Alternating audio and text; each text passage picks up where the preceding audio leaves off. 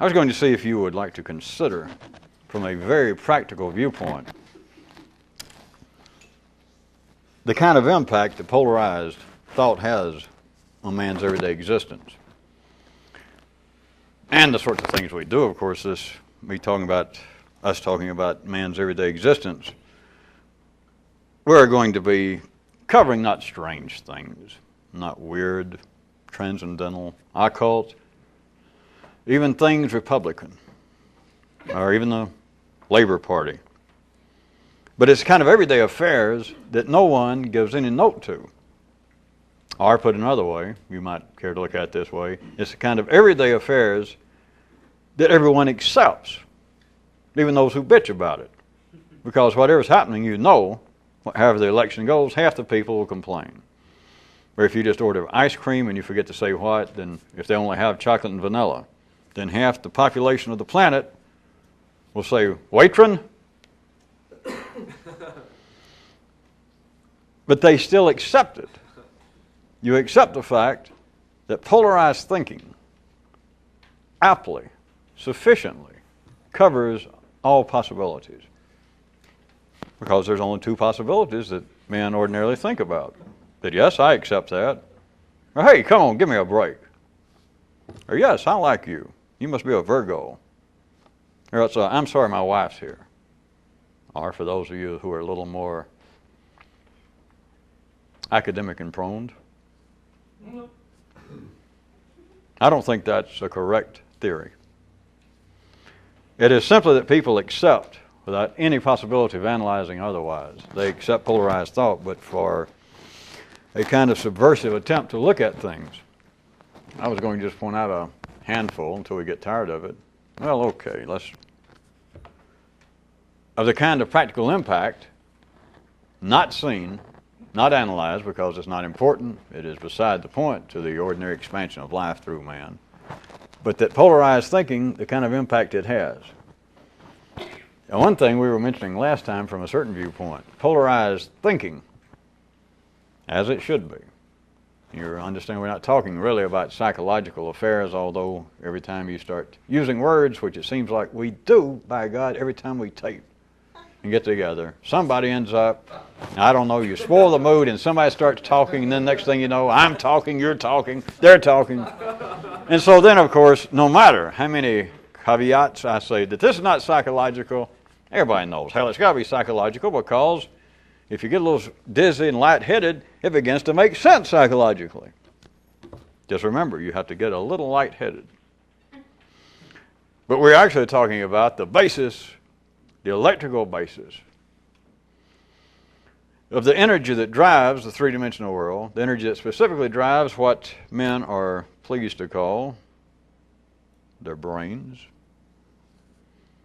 It is a polarized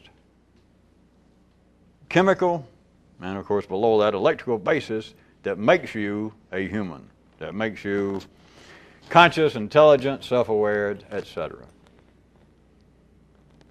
So, keeping that in mind. Polarized thought causes the descriptions, the conception, the acceptance, but the description and then the initial perception of anything new is either being good or bad. Now, last time we were talking, I was pointing out that in a sense, every time the ordinary intellect hears of something new, even if it starts out in the something new, seem to be that which would be of a desirable nature. That yes, I do want to be an attorney, and so I am going to prepare to go to law school. And your family says, wonderful, wonderful. And then an uncle says, boy, I took the law school admission exam 10 years ago, and I had a headache for months. And so even something, or marriage, I'm dying, will you marry me, hon? Yes, I will. And then your father says, son, do you know what you're getting yourself into? So even that which, to your perception, starts out being, without a doubt, a desirable move to make, as soon as you hear that it requires some new effort, which it does, or it won't be a new move. You'd already be there. It always has, in a certain sense, a blush of it being negative because it is going to require some what? The big E word. Elephant. No. Effort. Effort, effort. Not elephant. But now I'm trying to expand your view of it in a way that, notwithstanding that fact, whenever you hear of something new, whenever you hear of something different, whenever you hear of a possibility heretofore on your part unentertained, and you hear it through ordinary ears, and you then process it through polarized thinking, it cannot in some way approach being new, untouched, chaste, pristine, because immediately it sounds as though it is going to be either positive or negative, and all the way down to various more subtle shadings. It does not have to be that every time you hear a new idea that you immediately think, wonderful, or that you think, yeah.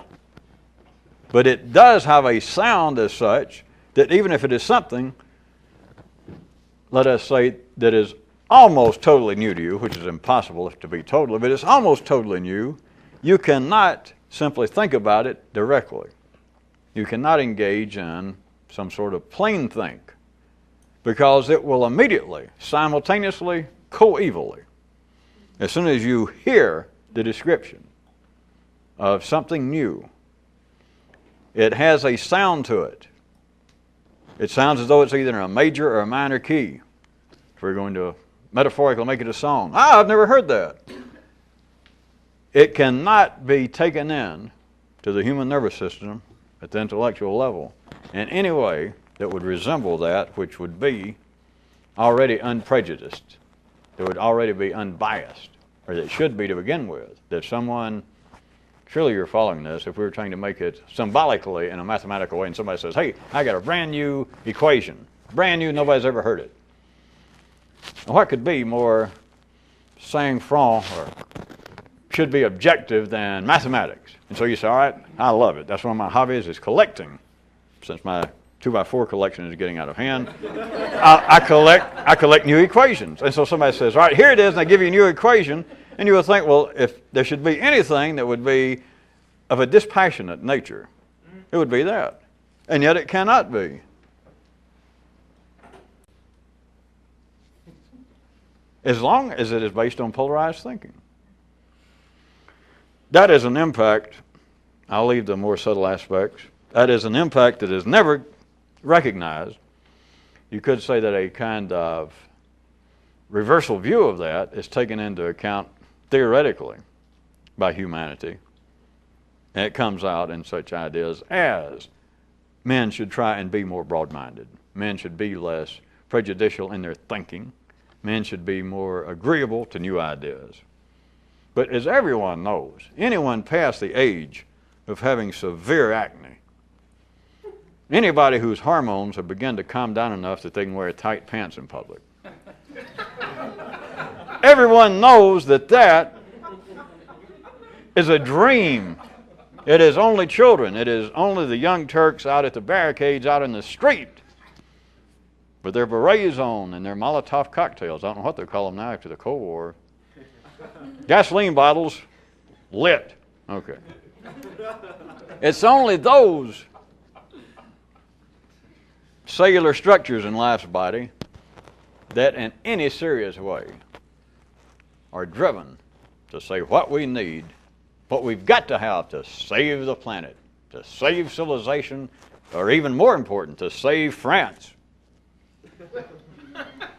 is we have got to get over this adult, narrow-minded, provincial thinking. We have got to be objective. We have got to be more international, more cosmic in our thinking, which French students post-World War II did not think that up.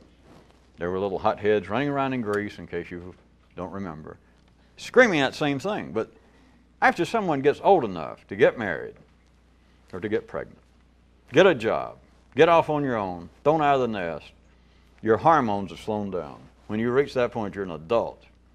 And of course, I like every week, I keep saying there's no news, but every week or so, someone says, there is now some statistical indication that perhaps the chemistry of the human body has some possible effect, and then they go on to you just fill in the blank. And of men wanting to become priests. and women wanting to become men, and men wanting to become intelligent, and people being pushy. And of course, it comes out that one day on a slow news day, and then you never hear of it. Not to be surprised, but you just wait till next week, and there's, from a brand new campus somewhere, someone says, we don't speak too soon, which of course is not possible, but they'll say, we have started doing very specific tests, not just statistically, but we're now down. The latest one that just reminded me, maybe some of you knew, it's happening right here in our area, analyzing the spit of trial attorneys. They are checking on the possibility of an increased, more than average testosterone level in men and women that makes them want to go out there and be the gladiators in our judicial arenas. But if it's not that, then next week it's going to be cab drivers. And then I'll disappear for a year and it'll be cab drivers in Buffalo. Back to the subject. That's all still having to do, by the way, with polarized thinking. That is still the nature that nothing can get into this system, into the three dimensions of the human brain as it is, being run by polarized energy, coming out as polarized psychological structures. Nothing can come into this untainted. And I do not even mean untainted in a prejudicial manner. It's just, I assume you see what I'm saying. No one, they could not even stick an equation. They could not take the blandest of landscapes. They could not stick white bread into the brain without it having a piece of mold, a dollop of mustard, a grain of sand. Nothing can pass through this literally, electrically. Nothing can pass through the threshold of the human brain when it's operating as normal at the polarized level. And it come in any way that would fit the definition of objective. So it is thus going to sound, does not require your participation. You don't have to think about it. You can't escape it at the ordinary level. It will sound as though it is in a particular key if it were a song. It will have a timbre to it that will strike the person that hears the new idea, the information coming in. It will have a certain timbre to it that the person will find either agreeable, to some degree or not, or disagreeable. That is an absolute unseen impact because, as I'll go ahead and point out the obvious, since it doesn't cost any more, that is the more manifold detailing of what goes on, whereas in the city, with anyone of any intelligence, any sophistication, they are looking, as far as possible, in the opposite direction. That, if a piece of information, if some ordinary intelligence followed what we were just talking about, they would say, well, wait, what you said rhetorically, I guess, makes some sense, but that is not the way life operates. If a human, right or wrong, if a given human, over here, an example, here's a piece of information that somebody says, here's a new information, here's a new political idea, here's a new sociological idea that just came out of a paper published such and such, and they tell the person says, well, no, that can't be true. If that's true, by the way, it's frightening, but that cannot be true. My experience tells me no. Then the person responding to me that I'm speaking for would say, you're trying to attribute it to the receiving unit. And the receiving unit is kind of passive. Now follow me, I'm talking for life now. They'd say, well, that's like trying to, if they were playing a song with on the radio with offensive, sexist, aggressive, hostile, even incorrect lyrics, you wouldn't go over and kick and bang on your radio on the receiver. It's kind of a passive unit. I'm still talking for life. So life would say, what you just said, it's true, because if a child didn't know any better and it heard something it didn't like coming out of your little radio, it could blame the radio. And you'd go, oh, little kid, you don't know. It's not the radio's fault. It's just sitting there and receiving. It's whoever's broadcasting that trash. I'm still talking for ordinary intelligence. And it would say, what you just described is not true. It rhetorically is as true as a kid thinking that this offensive noise is coming from the radio. And so the radio is the source of it. But what you're saying, I'm still talking for life, to me, what you're saying is you're trying to blame human intelligence, the working of the brain, whereas if somebody gives it wrong information, or if it gives it information that that particular brain finds, no, that's not true, then don't blame that human brain, assuming, I'm still talking for life, assuming that that human brain we're discussing is reasonable, not, as they say in the University of Alabama, ate up by syphilis or some other problem. Cerebral paresis, for those of you in the north. It is not that brain's fault, it would be the information's fault. The brain just receives.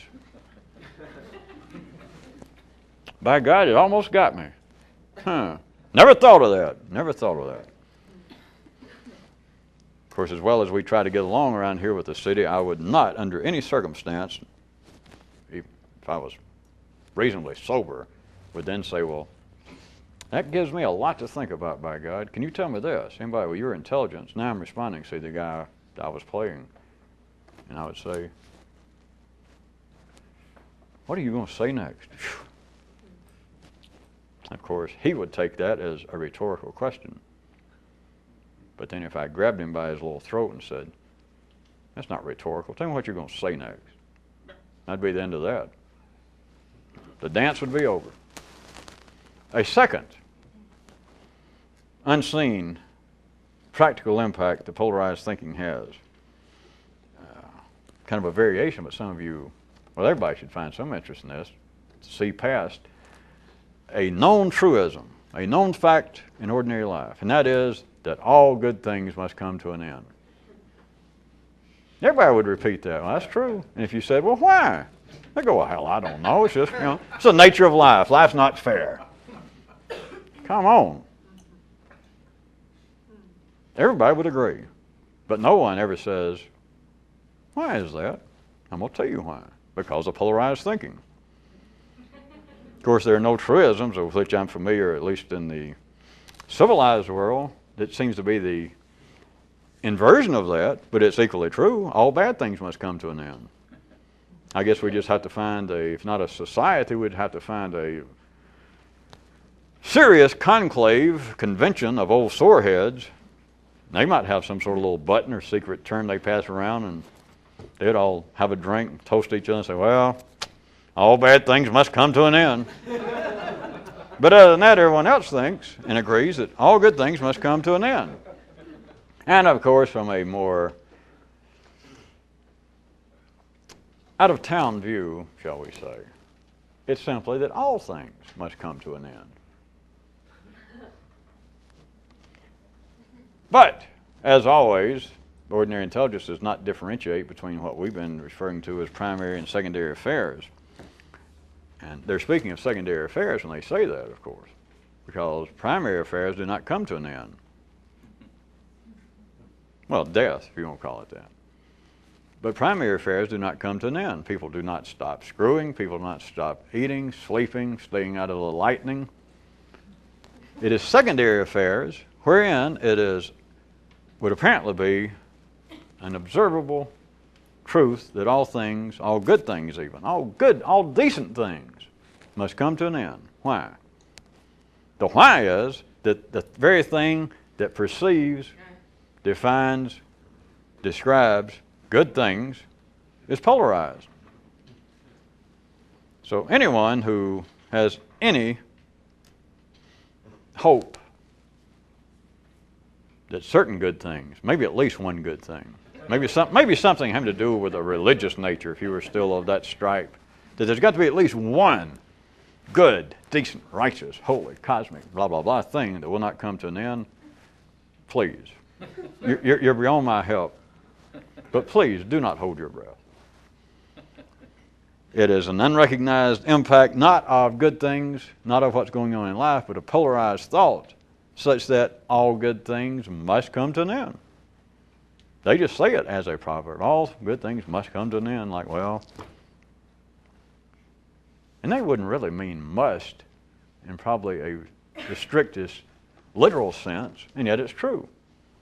But it's not the things any more than ordinary intelligence would have tried to be blaming the radio, you remember, or think that we're talking about that it's intelligence or thoughts, the brain's fault, whereas what it would think that I'm describing is faulty intelligence, faulty knowledge to start with. In the same way, it would say, well, whatever the good thing is, something's wrong out there, that good things, decent things should not come to an end. Therefore, something should be done about that. As long as you look in the wrong place, then forever the message can go out. Life can run these planes up and down the beach, trading these signs saying, something must be done about this. And you think, by God, that's true. You take a nap and you hear a noise and it's going back the other way. Something must be done about this too. And then another one, something must be done about that. And you go, yeah.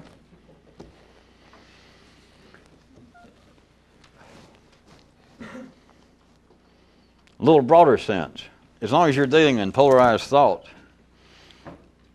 then it is going to limit any possible change, any progress that you might seem to be capable of making in life. If you're just an ordinary person, it is going to limit it to the same kind of lethargic speed that everybody else operates at the city level. And I don't mean everybody else individually, I mean the whole herd, the whole city, the whole planet. Because what it amounts to, you are operating at the same kind of tempo, thinking-wise. And all you can do at that level is think, process energy here at the same kind of orderly, stable, and from certain views, I am not being untoward to say lethargic, because what you're having to do at that level is you have got to think at whatever the local norm is, or the average, for those of you who like mathematics. That's as fast as you can think. That's as fast as life will let things go.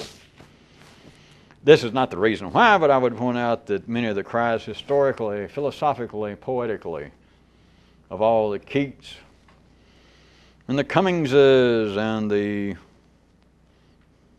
Wadsworth and the Coleridges and everybody else, them all saying, crying out about that there is some kind of great spur in their brain or in their soul, as they used to, I guess, say. Something trying to drive them on, and they just know. They read, they travel, they look at great paintings, they look at vases. Well, that's what happens when you're a philosopher, you know how to say it, or a poet. And they say that they do these things, and that their soul yet is unfulfilled. Which, of course, for the poetry business is a good thing, or there wouldn't be in poetry since Grecian times. It is that it cannot be fulfilled, what they're talking about. Because, I repeat, this is not the reason, but I just thought, again, this is an area that ordinary people accept. Those who are interested, even in a cursory degree, interested in poetry, philosophy, and etc. They accept the fact that poets, and people, even perhaps the person thinking this, an ordinary person, reading some poetry in the New Yorker, I'm just foolishly assuming that there are people that's actually read some of those poems. But they're reading some poetry, or they're calling some philosopher, some poet, talking about the great longing of one's spirit to understand, to be more in touch, and all of this stuff. And then, of course, it always concludes somewhere, all of the classic, all of the remembered parts of human speech, poetry and philosophy-wise, that has survived. It is now accepted that this longing has yet to be fulfilled on a widespread level, but on the specific level of whoever the poet was. He died still engaged in the search, still with his soul not completely fulfilled. See, that is accepted. It's what, remember I started out, it's not that it's right or wrong, and it's not that the people agree. The poet might say, well, it breaks my heart to die without knowing, without tasting what it was that I know I sought.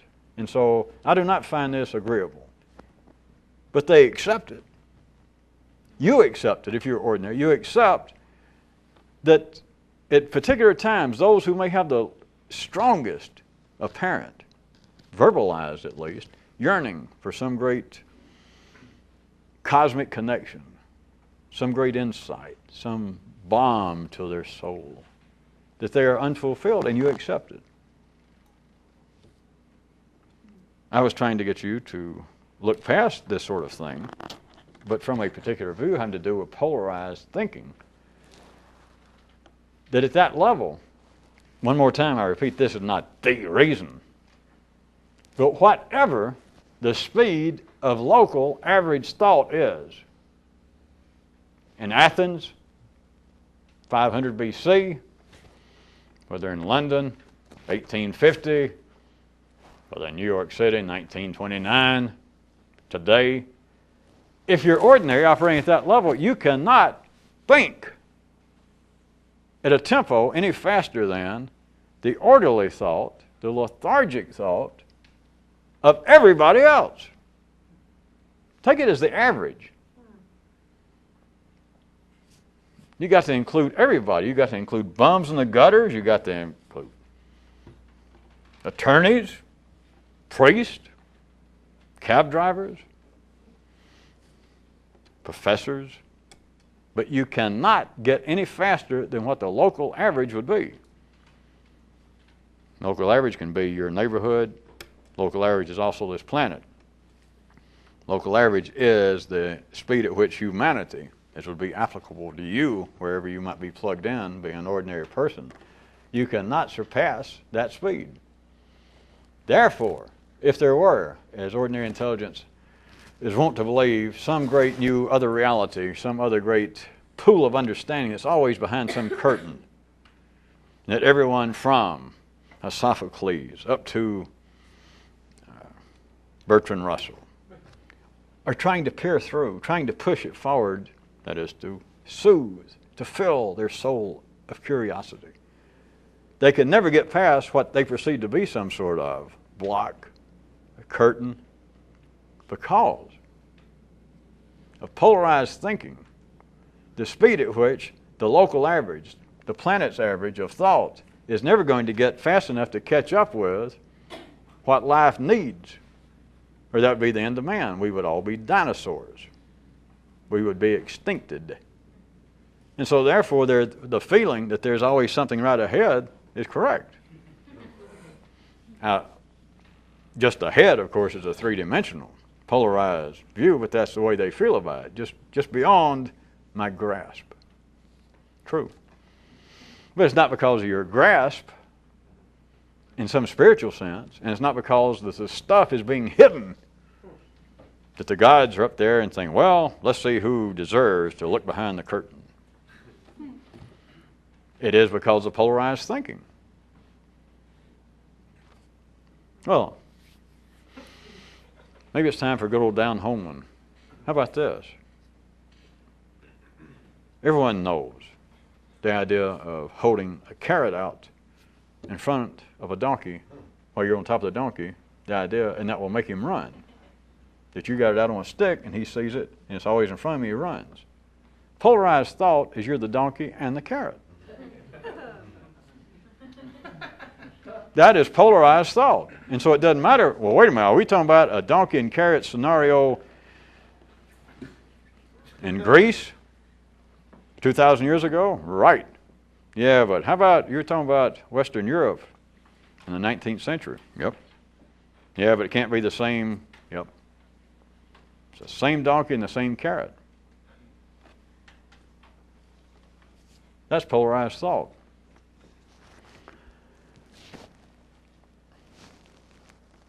How about a temporary wrap-up?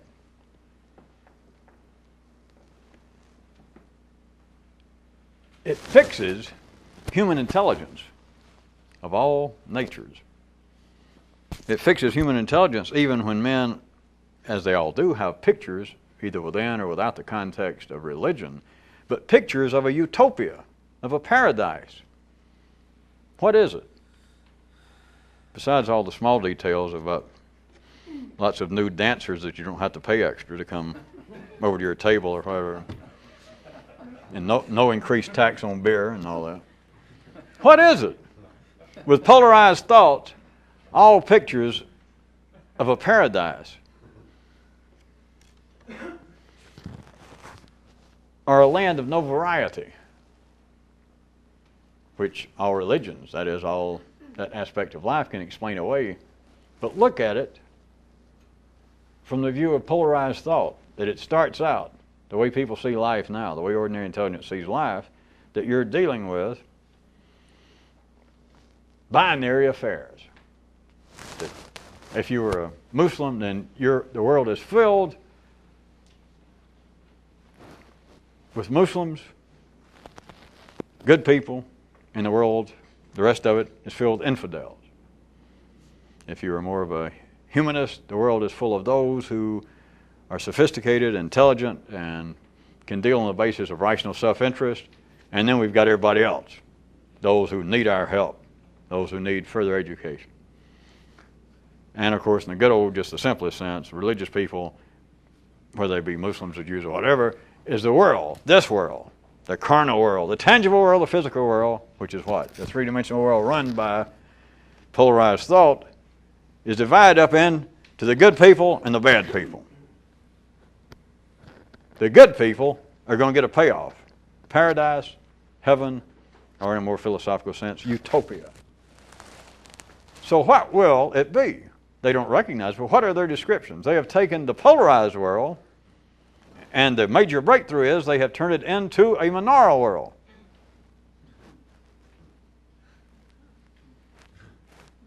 You got to be able to think with at least two brains, don't you, to see that?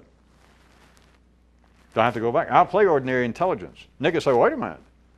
That is fair. Because let's assume, I'm speaking for ordinary intelligence, let's assume that the world is some kind of great battlefield between good and evil. Okay. Right and wrong. Okay. But good and evil sounds a little more passionate. Let's assume that. Being the big-hearted lug I am, I say, all right, go ahead. So it says, then, let's assume that religion is onto something. All right. Then the bad people, those who are not religious, when they die, you just forget about them. They're not going to end up in a good place. They're not going to be rewarded. Okay. I'm still talking for ordinary intelligence. They would say, well, what you said is somewhere between moot and ridiculous.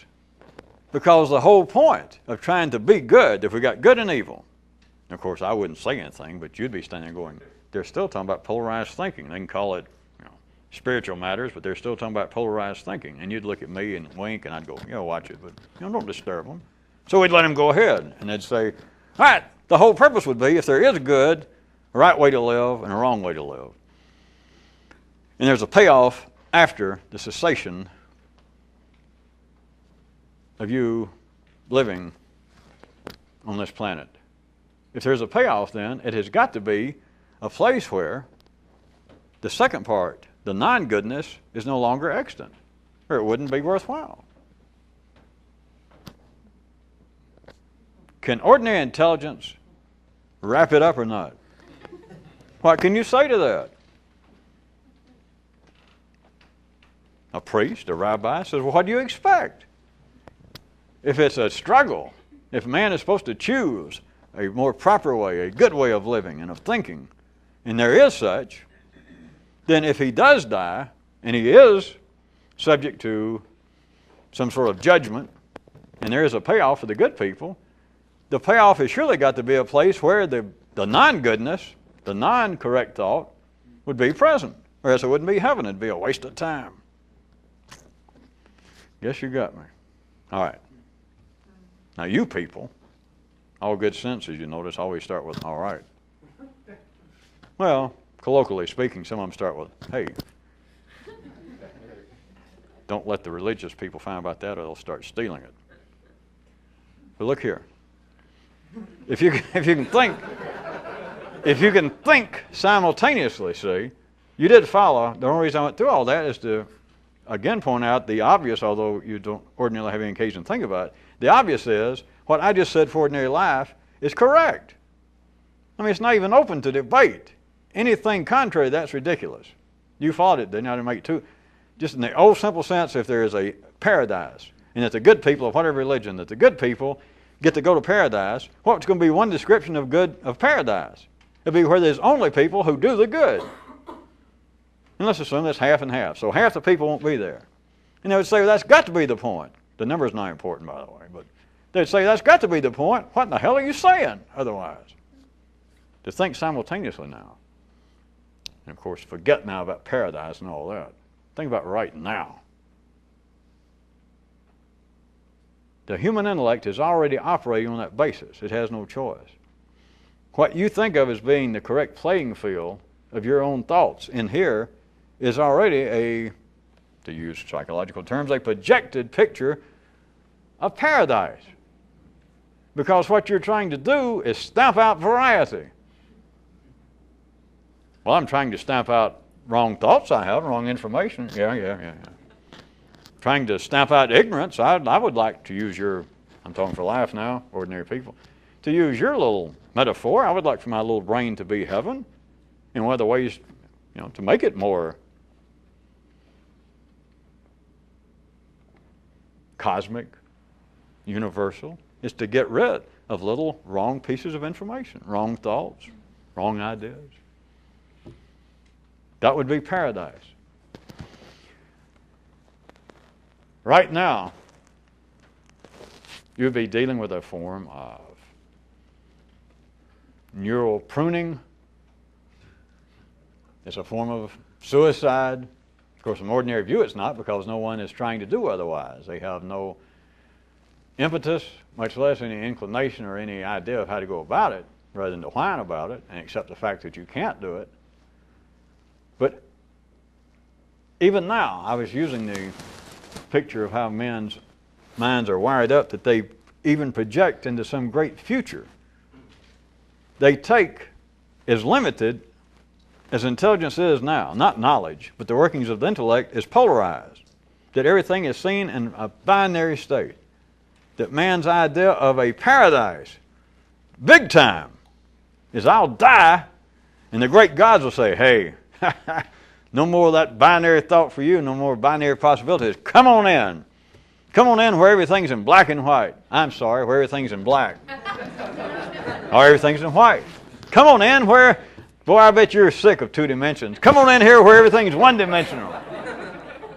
That's exactly, if you're trying to do something extraordinary here, that's exactly what you're dreaming of. And of course, from that kind of view, it's not right or wrong in the city, but the whole idea that there's going to be a payoff that's worthwhile, which now remember, I was asking you to try and think simultaneously. At the ordinary level, I can speak for life as well as it can. At the ordinary level, that's exactly it. What's the whole point of trying to do good and go to paradise unless it's going to be a place where there's nothing but goodness done? Right. In other words, what's the sense in living here where you got two possibilities? Good possibilities and bad possibilities. I want to go where there's no possibilities.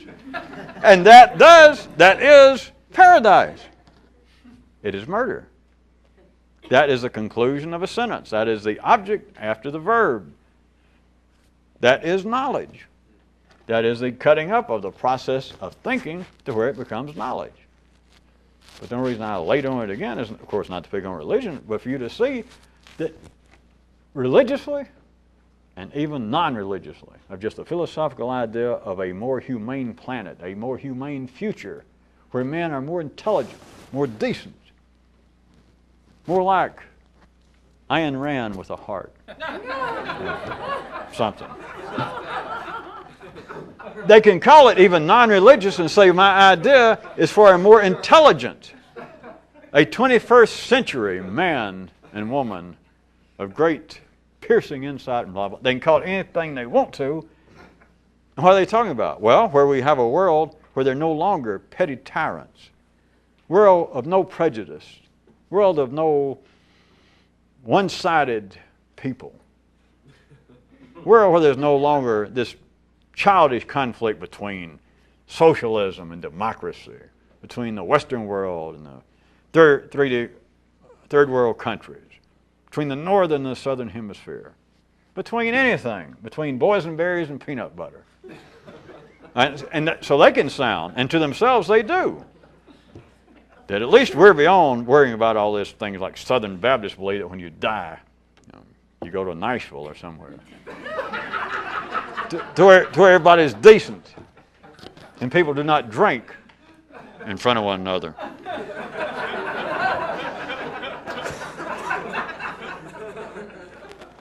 They are still talking about the same thing. It just sounds as though it is more up to date.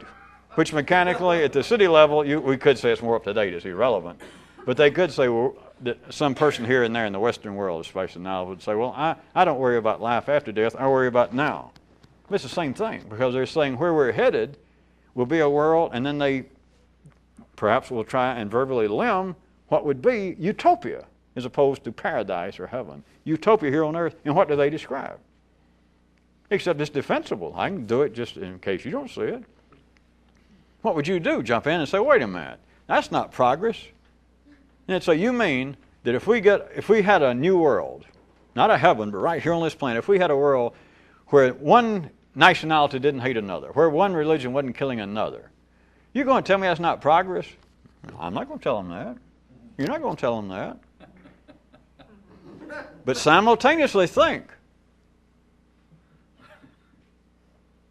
They're describing, I can get a cheap laugh, you might call it, they're describing a great new landscape of tapioca as opposed to a fruitcake.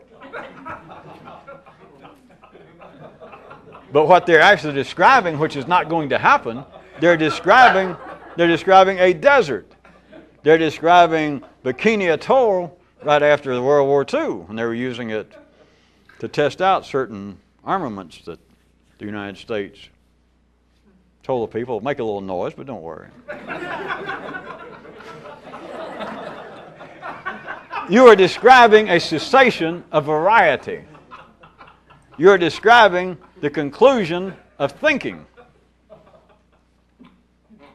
And yet, the reason I'm still dwelling on it is yet I want you to see that by any ordinary, acceptable view, this is not just wrong, it's just insane. And that's not even covering it. Because there is nothing, and it's not correct at the three-dimensional level, of course, but there is nothing that the ordinary, binary, polarized intelligence can do rather than think of progress as I've described it, whether it be a life after death in heaven or whether it be a utopia on earth. They describe it as those things which the describer could be an exemplary spokesman for a large number of people, even the whole planet almost. And they say, well, what we need to do, or what will be progress, what will be heaven, if it was spiritual, religious afterlife, or what will be utopia here, is then they describe those things, which would be more of a D-force, reactive force, in the triaxial dance.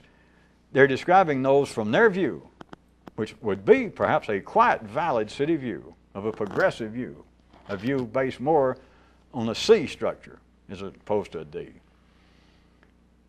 They would say if we had less hostilities, if we had less prejudice, if we had less hatred, it would be progress, it would be utopia. There is no response to that. That is correct, except it says nothing. It is simply the manifestation of the polarized energy that drives ordinary thought. Because all you've got to do, assuming that you've got some business fooling around with this, that you already know, you've got to get past that. Not theoretically, and you can't sit around and think, and squeeze your little forehead. But there has got to be another place that you can see that this does not explain anything. Never has, never is. That's not its purpose. Because as long as it's polarized, the very things that would say progress would be, and then fill it in. And progress is to go from chocolate and vanilla to just one. And from that view, that is progress. But we'll assume that all of you can hear a piece of that. It is a frontal, unknown assault on variety. It is a direct kamikaze attack on thinking, to cut it down to size, to turn it into knowledge. Do you see the pleasantry, the joy? The six-dimensional, I should say five for those of you that can do it good, the five-dimensional symmetry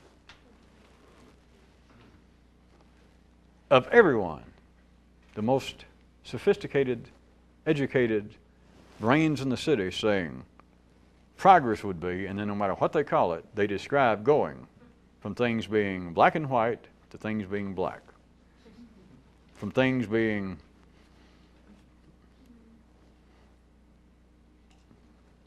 either artichokes or spinach to just spinach.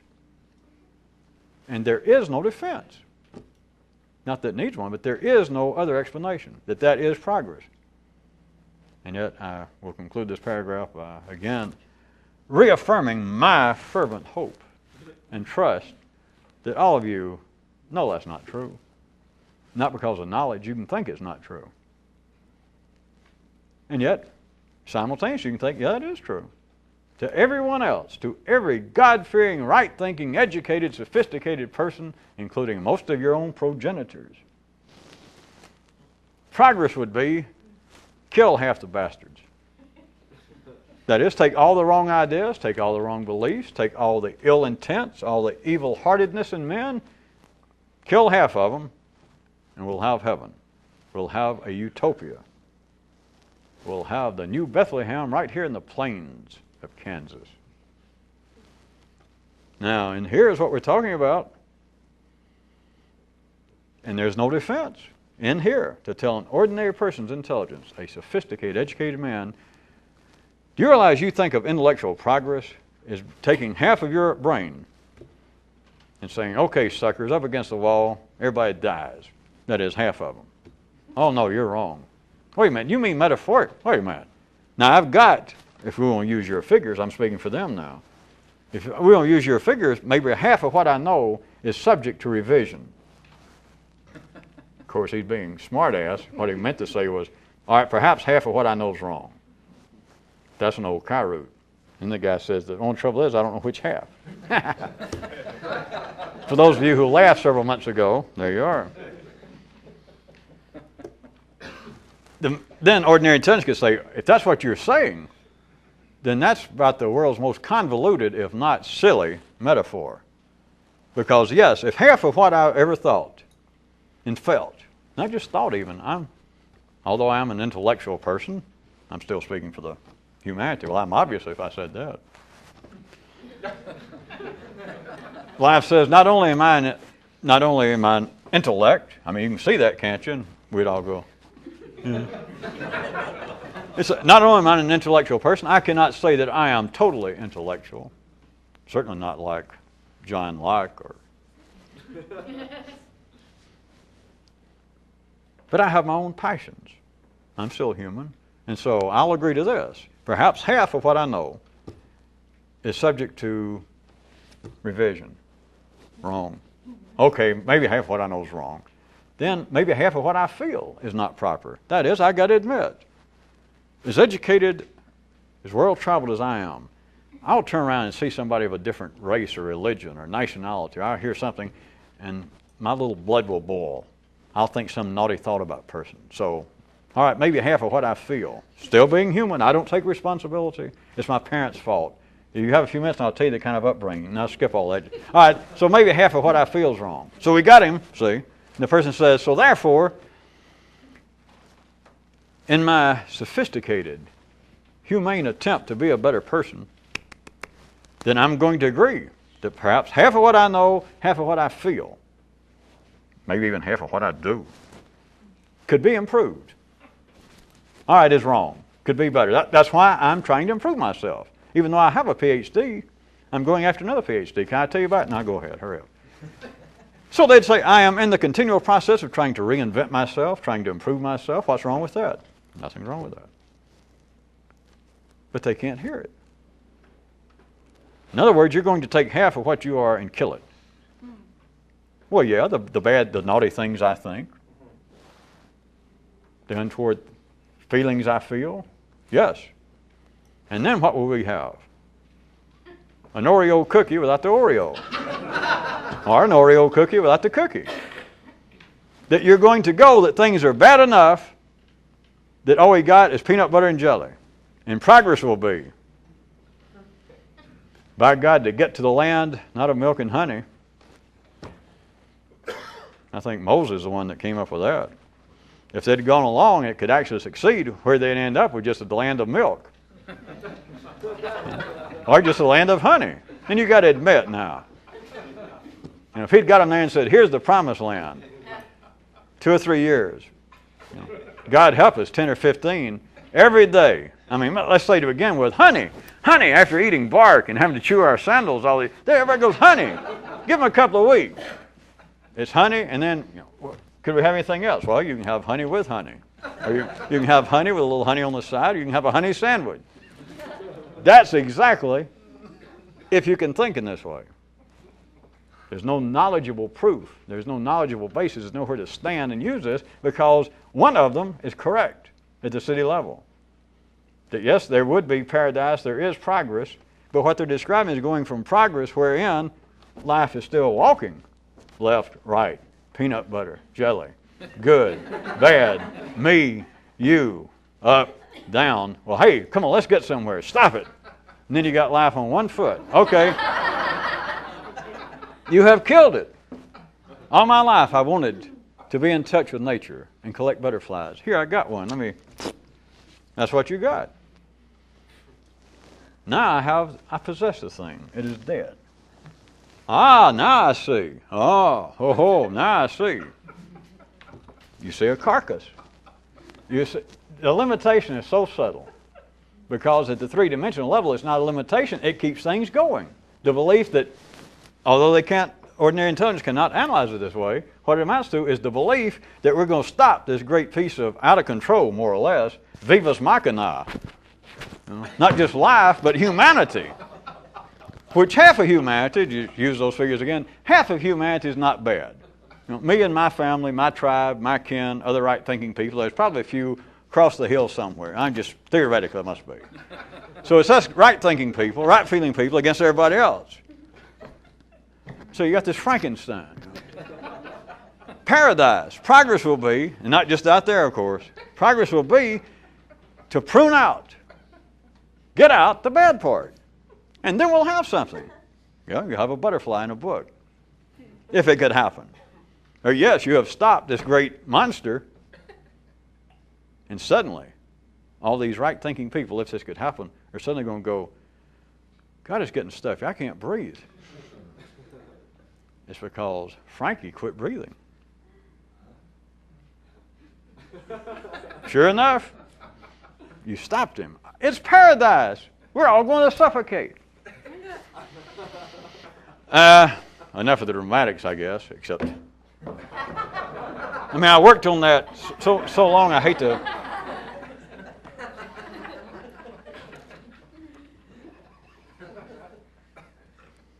Back to what I was threatening would be a practical view of some of this. It's just, again, can you see how problematic it is to ever think that ordinary intelligence could pursue its own, in everybody's case, its own wired and primed direction, the way it is motivated, the way it is driven by life, correctly, to pursue, all the way from bricklayers to priests, to pursue progress.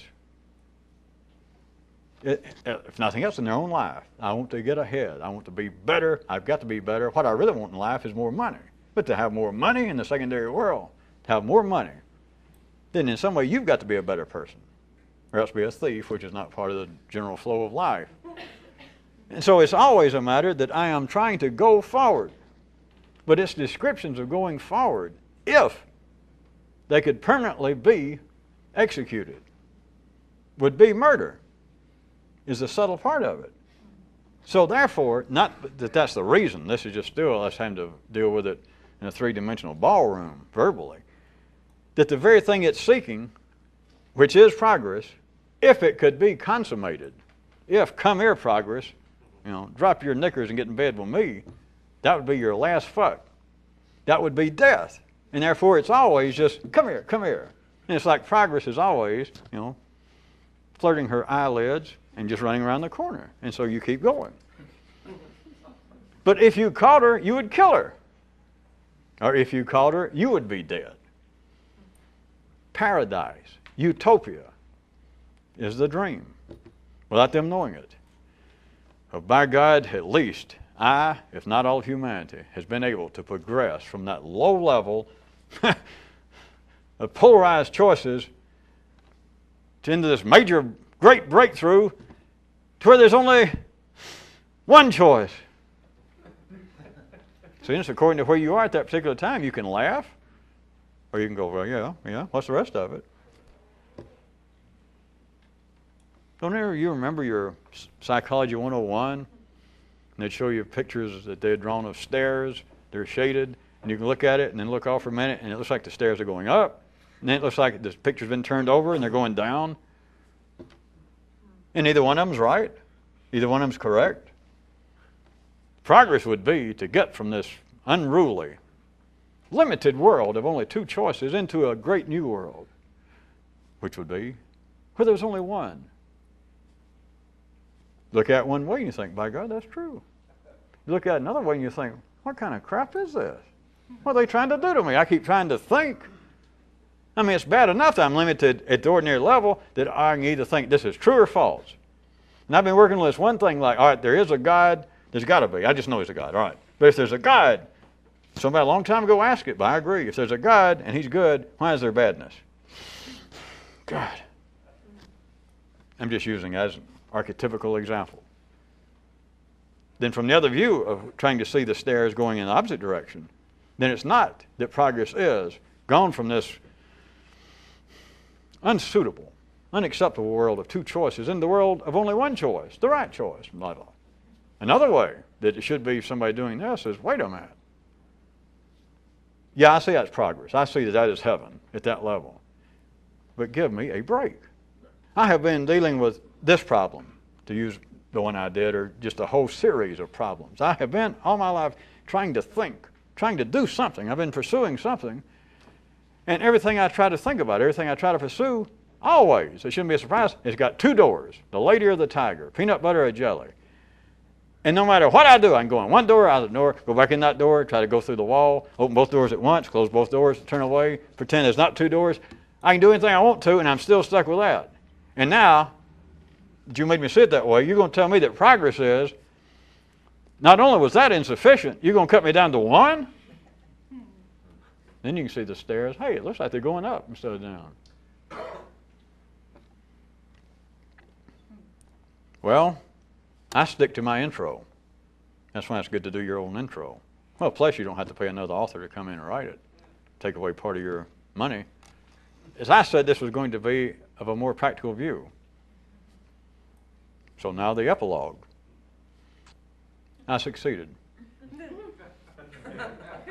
And if by some strange chance anyone thinks I didn't, where were you? That's the whole point about being a magician. That's the first thing they teach in magician school. Is tell them what the trick you're going to do. That's the intro, the preface. Do it, but then, not only two, then tell them that you're through and you did it. So they, oh. Hence an epilogue. I told you it was going to be of a more practical value, more practical view. 57 or 8 minutes, I did it. And I wrapped up by pointing out to you, I'm through, I did it. Oh, no, thank you. Not necessary.